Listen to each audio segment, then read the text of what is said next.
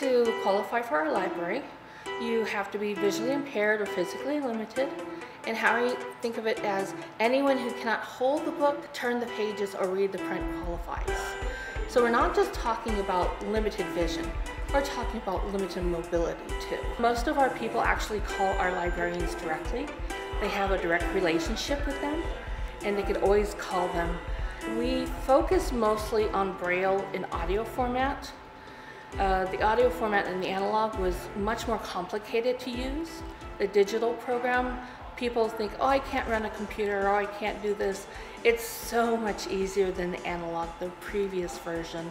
I read now more books than I did when I was teaching, or maybe when I was growing up. I get fantastic service. I let them know what I like to read, and sometimes they suggest books. So it's always been accessible. If my player goes out, if I have a problem with it, I call upstairs. They ship me a new one, I get it the next day, and I put the one that's not working in the box and send it back to them. They get completely opened, everything is sanitized, cleaned, functionality checks are all done. The books that we send come on a cartridge like this. Player on. 5 books. D-Day, June 6, 1944.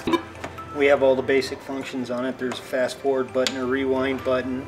The men's rage would, under other circumstances, have been amusing. For our studios in the Talking Book Library here for Arizona, we have our collections development officer take in requests, and they're Arizona themed, Arizona author, or Southwestern studies. And we put out roughly about 200 of those type of items. It just depends on the complexity of the book. So we just finished a 400-page book, and it took us about 6 months. We couldn't work this library without our volunteers.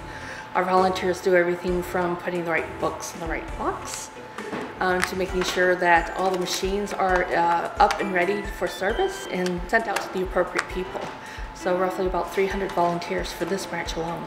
All you have to do is go in and fill out an application. We could send the application out to them. It's signed by their physician and mail back or fax back. Once after that, it goes to your librarian, and then they call you to conduct an interview.